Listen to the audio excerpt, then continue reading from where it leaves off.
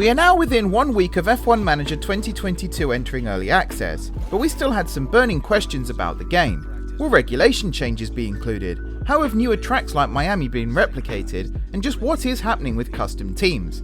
Thankfully, Frontier were kind enough to give us an exclusive interview with Adam Woods, executive producer of F1 Manager 2022, where he answered not just our questions, but also some from the community too. I'm Mark from RacingGames, and let's just get into it, shall we?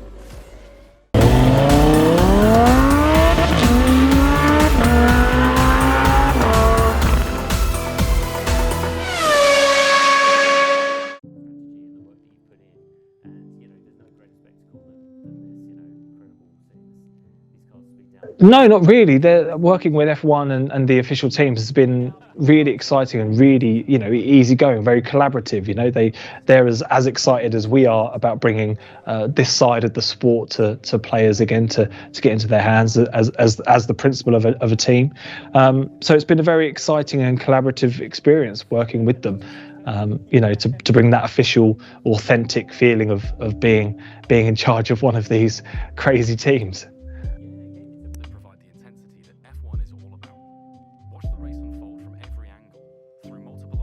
Honestly, looking at the quality that we've achieved, I'm not surprised at the positivity that's come out of the previews that people have seen.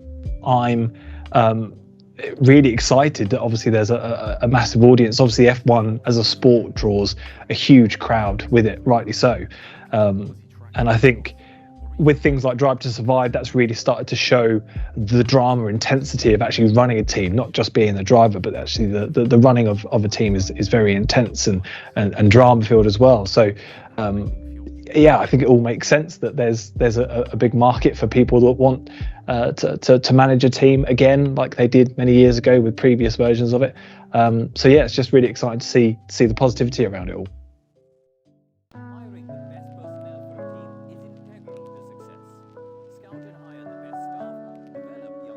Well, I think it's not perhaps a bigger jump as you might expect. As you say, we are very well versed in the management world and genre of games, but with across all of our games, such as Lost Winds and platformers and our elite space simulation games and stuff, there's a common thread. We like to create these worlds that people can immerse themselves in and believe in, and I think that obviously the F1 world is something that is very immersive, very believable.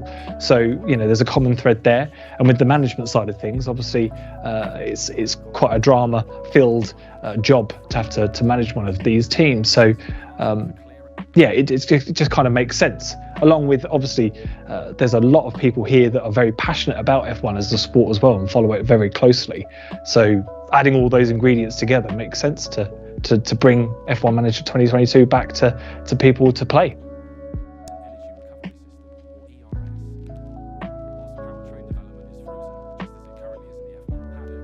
I think it's possibly a little bit of both, the management side of it, understanding what makes a management game enticing and exciting, and what parts that you need to kind of, what details you need to dive into, and what details of the thing you're managing that you have to understand to present to the player is very important, and that is something we know very much about.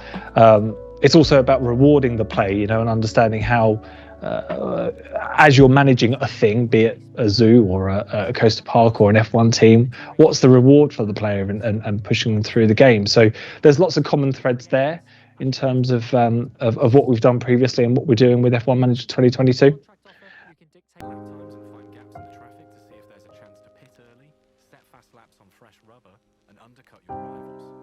Yeah, so as I said before, it's been a very collaborative experience working with F1 and the teams themselves. Well, the aim for the game was to start with one of the official teams, and then obviously as seasons progress, we want to see how players mould that team into the kind of their vision, with bringing other drivers on board, maybe from other F1 teams, maybe up from F2 and F3. And so it's just about working with the teams to get them to understand what our aims and objectives were for the game, and they were on board with that. That they want to see this kind of game come back to the players. So yeah, it was a really good positive experience with them.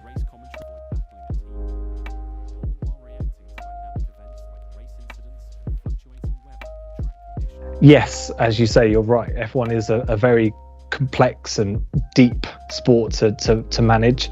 And, one of our objectives was to try to replicate as much of that kind of management and technicality of developing a car and developing drivers and key staff into the game. And it's a challenge, and it's a challenge that we've had with our other management games. All of our management games are very deep and complex in their systems. And we've developed and iterated different ways to bring tutorials across in Formula One Manager 2022 as well. So, new players can enable a tutorial system at the beginning that will kind of give them some of the key points in what they need to do, and hopefully steer them towards being successful with their chosen team.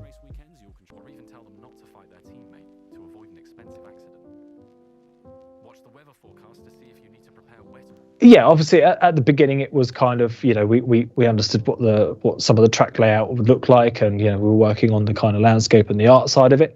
But then it wasn't really until that race weekend itself, and we started to see how the cars were performing, that we could then take as much of that data as we could and translate that into what that actually means for our game.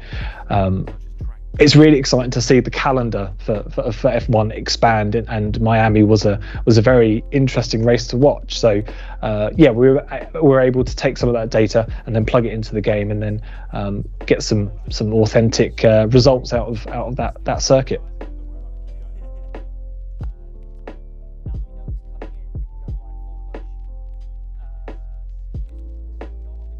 Yeah, we've certainly learnt things within this first version of the game that we can take ahead and move forward. Some of the team are already starting to look at, like you say, the upcoming track of Vegas, which is going to be very interesting to see how that plays out. It's quite an iconic setting, so that'll be quite fun and exciting to pull that circuit together and then see how the cars get around it.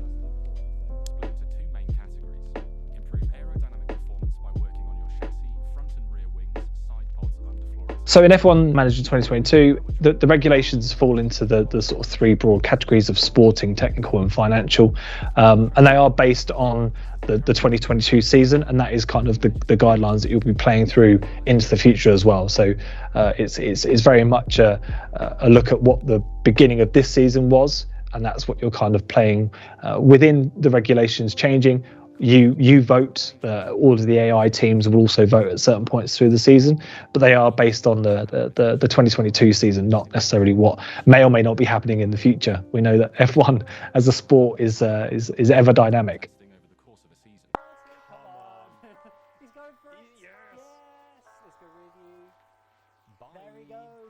No, I would say it's gone pretty much to plan. We as you say, it is our first attempt at this kind of sporting management of a title, and I'm very pleased with what the team have been able to achieve. Obviously, as you said at the beginning, the positivity around what players have seen so far has been incredibly heartwarming to see that, with any game, you spend months and months and months working on it, and you finally put it out, and you hope that people are going to like it as much as you do. So it's always very reaffirming when that happens.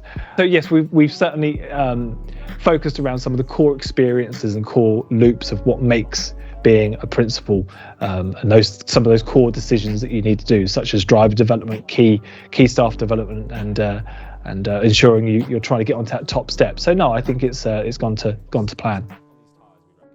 Before we move on, have you subscribed to RacingGames yet? Just one click and you're on the RacingGames grid. Oh, and hit that notification bell too so you never miss an upload. Alright, on with the video. F1 is all about.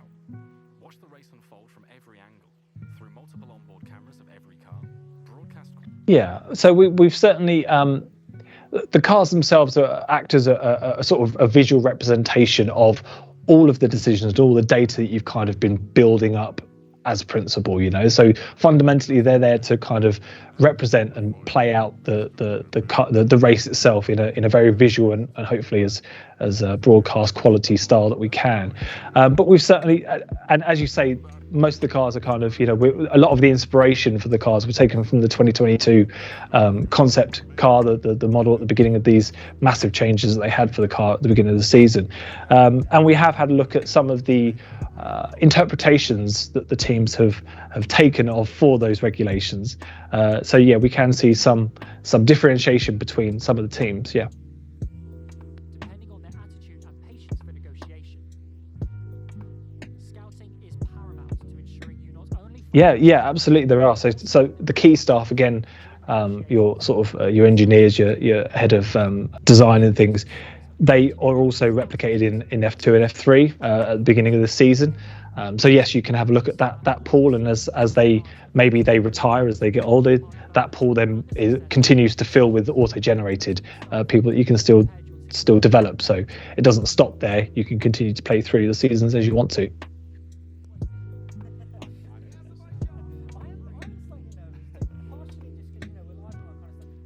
At the moment, we are focusing solely on F1 2022, where although the F2 and F3 academies don't appear, you can still develop those drivers through F1.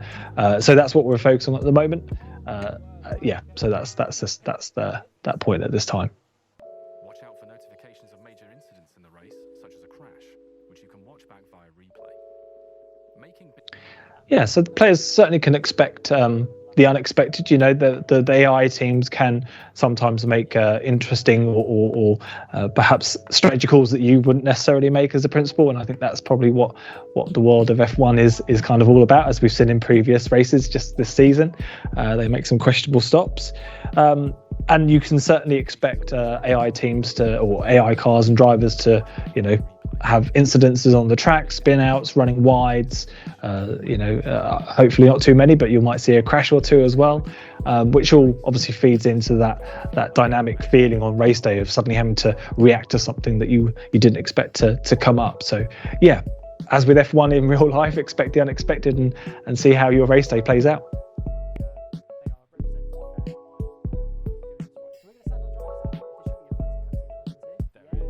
Yeah, whilst players won't take part directly in the preseason, your engineers do give you a report based on where your car is, and then they kind of generate an email that you can then use to help those early stages of car development at that beginning of the season, where you're sort of lining up against the rest of the grid.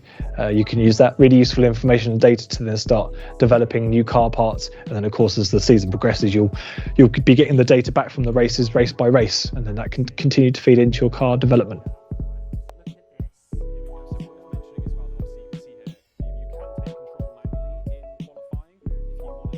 Yeah, so at the moment it's all about F1 Manager 2022, where, as you know, you take one of the top, one of the 10 official F1 teams, and that's the current stance at this point. Yeah.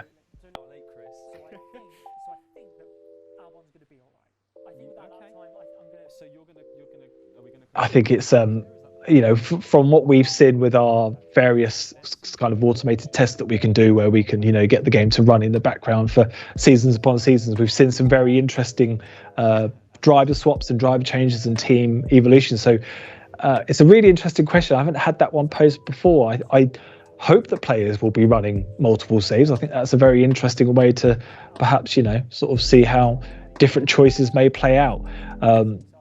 For me, it's always about sitting back and watching how players interact with our games. It's a very big thing to finally release a game and then see how people play it.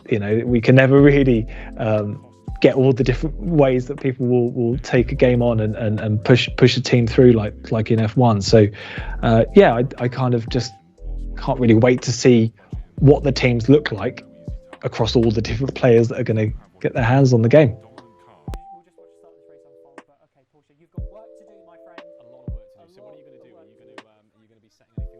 Well, I think it's actually more about reacting to how the car and the drivers have actually developed over the seasons. The track will largely be the sport. It'll be the same over the next season, but your car will be could be quite different. Your driver's experience could be quite different. Maybe you've just switched to a reserve driver, or you've moved your reserve driver into one of the two seats.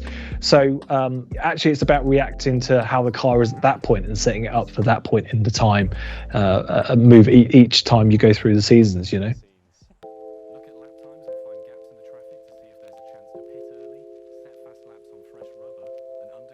Oh, that's out of all the tricky questions you were going to ask me, that's probably the hardest one, because I could go out onto the studio floor now and I'd get an answer for all the 10 teams. For me personally, I really like, obviously we had Mick score his first points at Silverstone those few races back, so it'd be lovely to take Haas on and see if you could develop him up through, to get him up onto the top step. But then I also have a soft spot for Norris and Lewis as well. So, but then at the start of the season, with Ferrari becoming so quick in the real world, I got really behind him, and Charles I think is a fantastic driver. So the answer is all of them probably. I'll probably try them all, but perhaps I'll try Ferrari to begin with. Maybe.